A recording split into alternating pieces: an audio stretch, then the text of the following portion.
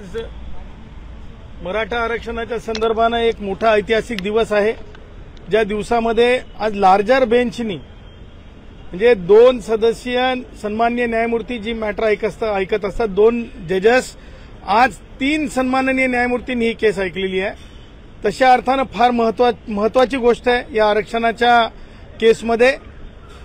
आणि आज ज्या प्रकारे म्हणजे राज्य सरकारच्या वतीने ॲडव्होकेट जनरल यांनी बाजू मांडली, त्यांना वेळ हवा होता, परंतु वेळ वाढवण्यामागचे कारण मात्र तुटपुंजे वाटत होते।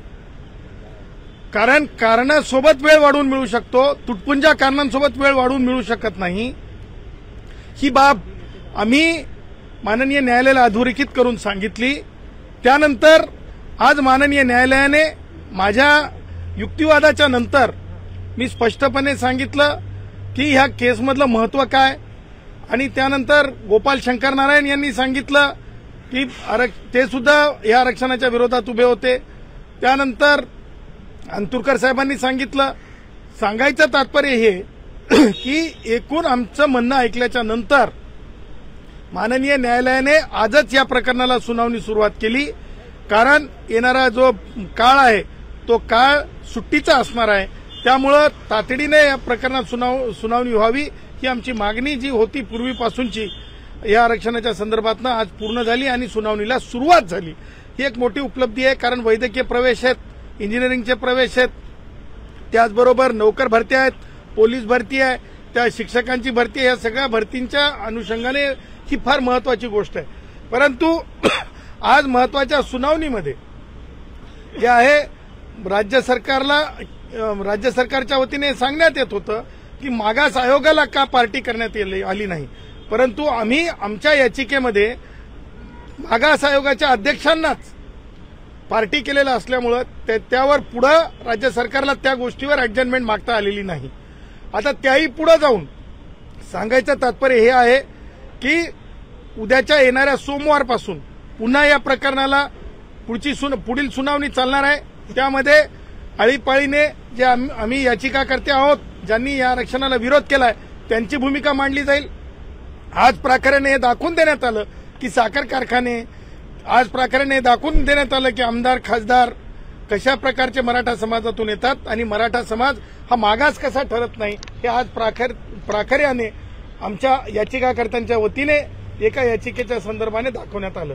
आता ह्या प्रकरणामध्ये टप्प्याटप्प्याने सुनावणी पुढे जाईल, राज्य सरकारला आपली मतं मांडता येतील, परंतु सरता शेवटी जयश्री पाटील विरुद्ध मुख्यमंत्री महाराष्ट्र राज्याची केसचा निकाल उद्धव ठाकरे मुख्यमंत्री असताना लागला होता, उद्धवच्या काळामध्ये लागला होता, त्या निकालावर या सगळ्या प्रकरणाचं आयुष्य अवलंबून आहे असं आता तरी दिसतंय।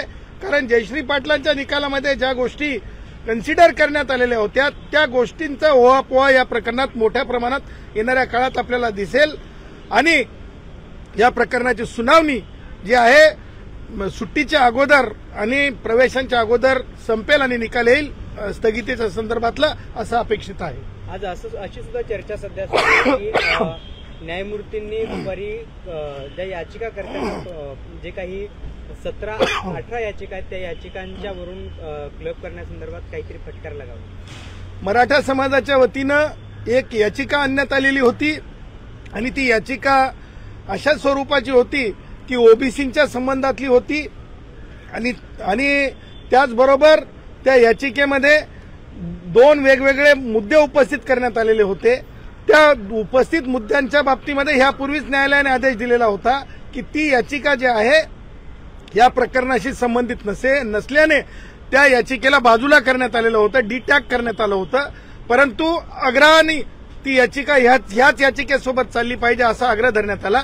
त्यावर न्यायालयाने नापसंती व्यक्त करत त्या याचिकेला बाजूला काढलं असं सांगितल्यानंतर पुन्हा त्या याचिकेला ह्या त्रिसदस्यीय सन्माननीय न्यायमूर्तींच्या पीठासमोर ऐकता येणार नाही असं स्पष्ट केलं आणि फटकार लगावली। आता पुढील तुमची रणनीती कशी असणार आहे या सगळ्यात? आमची रणनीती अत्यंत संविधानिक असणार आहे।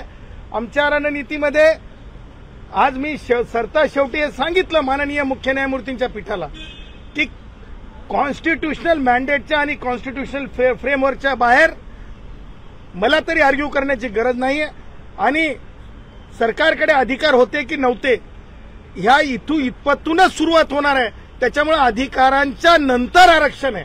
अधिकार प्रथम आहेत आणि त्यामुळे अधिकार प्रथम त्या बाबतीत येणाऱ्या सोमवारी पहा काय युक्तिवाद होते.